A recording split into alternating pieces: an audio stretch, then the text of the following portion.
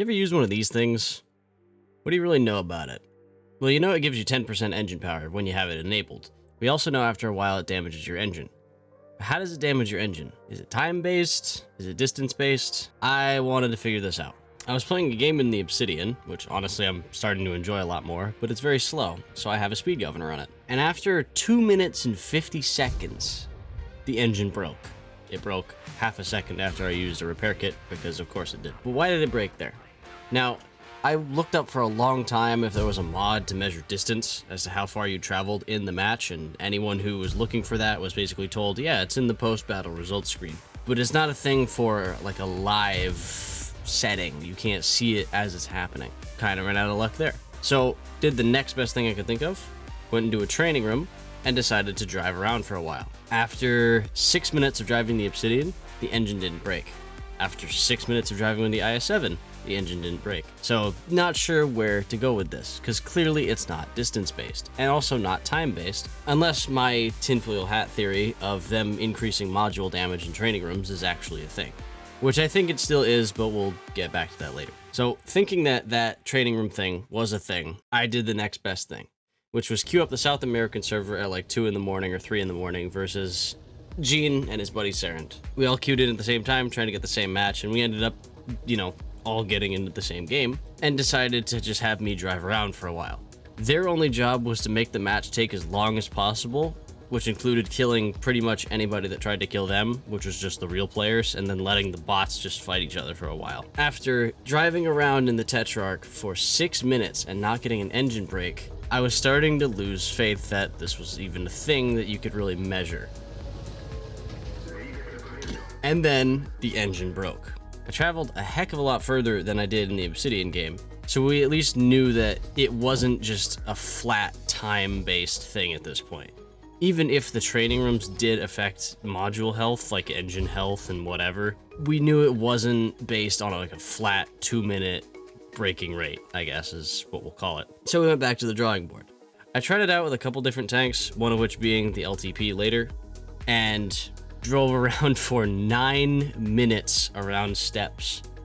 No braking whatsoever. Until 9 minutes in, when it broke. So I knew it wasn't distance-based either now. I drove a heck of a lot further in that match than the previous matches. Probably combined. So I had no idea what to do now. I fixed the engine and then decided, all right, may as well try and win this game at this point, considering I have admittedly been pretty useless up to this point. 45 seconds later.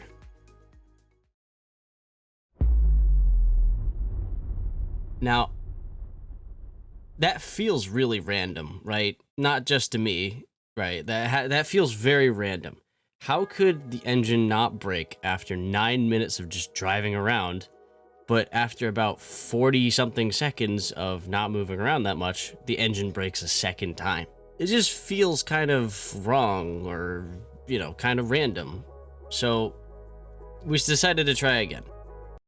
In the next match, I was like, okay, maybe it's just going slowly. So I decided to army crawl around for a while to try and get to position.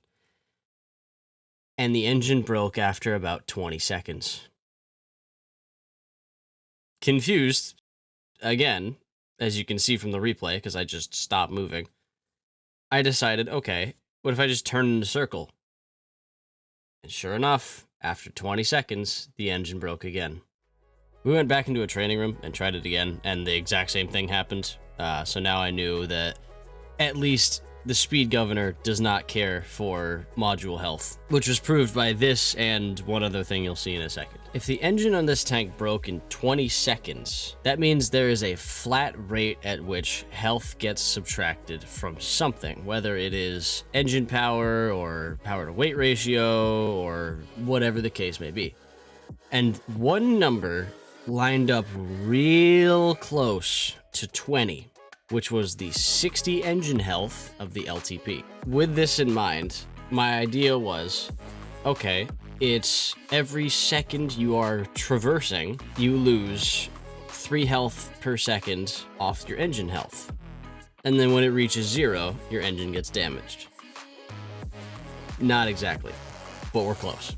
decided to try it out on the IS-7 afterwards. And after 2 minutes, pretty much on the dot, the engine got damaged again.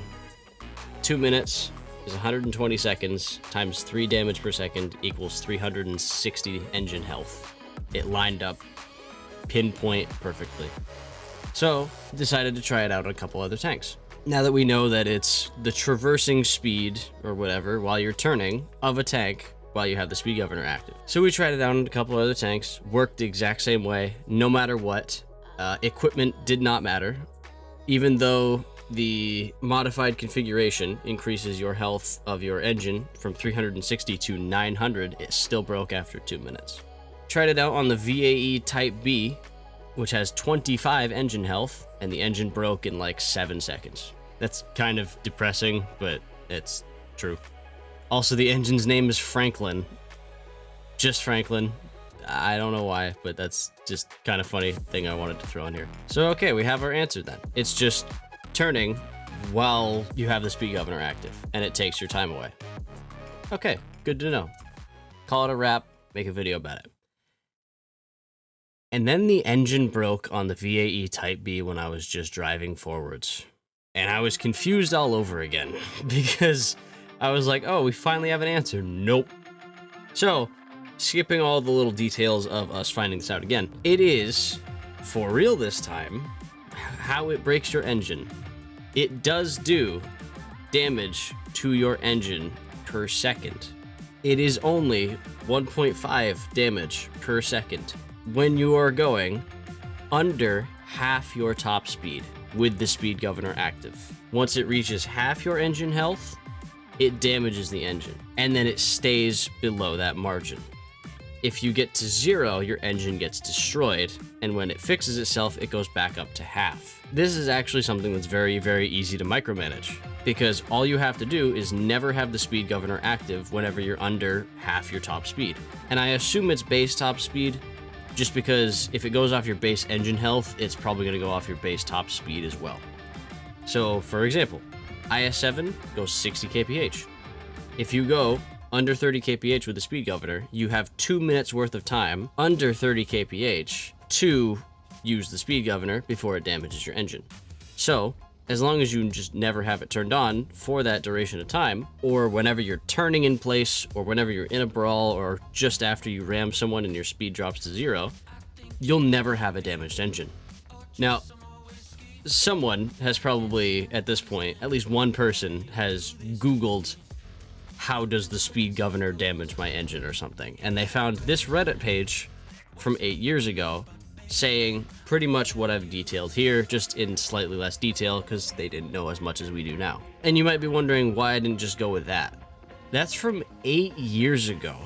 You know how many things were different 8 years ago? We didn't have turbochargers 8 years ago. We didn't have at least one of the nations in the game 8 years ago. Light tanks still only went to tier 8. I think artillery had just started going to tier 10, maybe. If they had at that point, maybe not. Like, things were so vastly different that assuming information from 8 years ago is the same as now, considering they've changed so much in relation to statistics and modules and everything, would have just been jumping the gun a little bit onto how these things actually would have worked. So I didn't trust it that much. But it's how I also figured out that it's 1.5 damage per second until your engine is half destroyed. And then when it goes to 0, your engine gets destroyed. So this article was still useful despite the information being 8 years old. So, the short version of everything I just said, if you have your speed governor turned off whenever you are going under half your top speed, you will never ever get your engine damaged by the speed governor. If you run it only above half your top speed, you will never ever deal any damage to your engine, ever. It was kind of crazy figuring this out, just because this seems like something someone should know, but no one had any idea. And this is also why, in random battles, you can play 2 games in the IS-7. One game, your engine will break in like 3 minutes, and the next game your engine will just never break, despite the game being 5 minutes, because you drove way further and you were at your top speed way more often. That's how it feels random, because it's based on how fast you're going at all times. You can drive in circles and spawn for 8 minutes, your engine won't break. Or you can get stuck in a city fight and your engine will break in 2 minutes. So it's, you know, it's one of those things that feels random, but there is actually something behind it. And I'm glad we figured it out. Hopefully you are too.